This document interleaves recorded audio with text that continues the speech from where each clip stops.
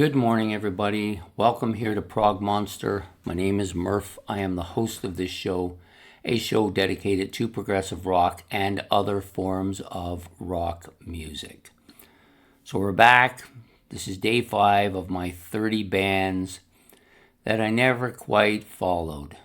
Yeah, there's lots of bands like this, really. They could have probably done a 60 one, but 30 you'll have to do because that's all the days we got in the month. So basically what we're doing on this show is I'm picking out 30 bands that I like. I've listened to stuff by them, and maybe I really liked it in some cases, but I just never moved past that. I never got into them for whatever reason, and that's what we're going to be exploring. What could possibly be the reason? Okay, the band we're doing today is Toto. Another one of those Midwestern bands from Kansas that I just don't relate to for some reason. But it's not just that, because something's at work here, because I really like the two big hits by Toto. Africa, I think, is absolutely an outstanding song. And Hold the Line, which was the initial song that I heard that I really liked too. I thought it was heavy. I thought it was right up my alley. And then I just never went beyond either of those songs, really.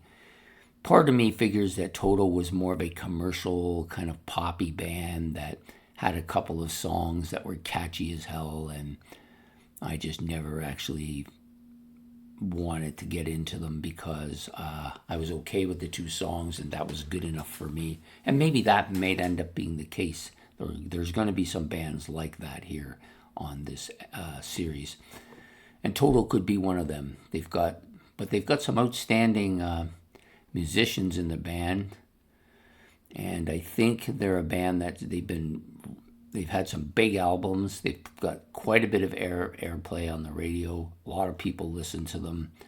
They have that Midwestern rock sound.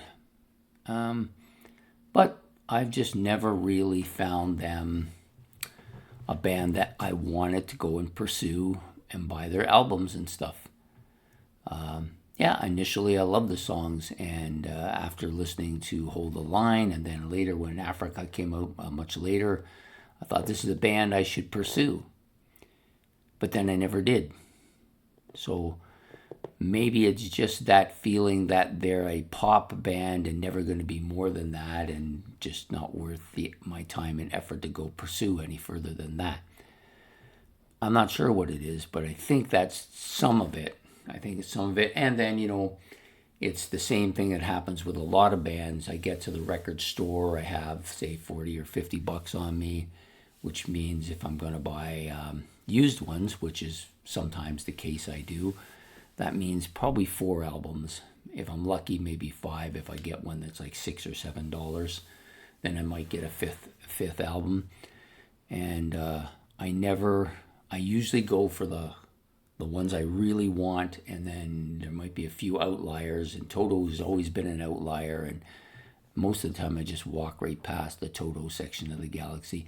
And if I'm going to buy a new album and spend that extra money, they're definitely not going to be a band on that list either. So kind of has to be a used album, I think. I haven't seen a ton of used albums from them that made me want to jump and buy them. If they're used and they're $6 or $7, maybe I would go for it. But if they're 12 and 13, so to me, that's beyond Toto's range for me, and that's a possibility why I haven't gotten into them. So anyways, I did do the new Toto. I think they did a new album last year. Was it last year? I think there was a new one last year, and I liked that. It was a good album, but I never bought it, never pursued it, so I don't know what else to tell you about that other than good band, but not a band that I've done much following. So I hope you've liked this episode. Please hit the like, subscribe, and hit the notification bell. And if you got any comments about Toto or anything that you want to say about what I've said, you can put that in the comment section below. Please don't forget that we'll be doing this again tomorrow. Episode 6 will come tomorrow, so we will see you then. I hope you have a good evening and a good rest of the day. Take care.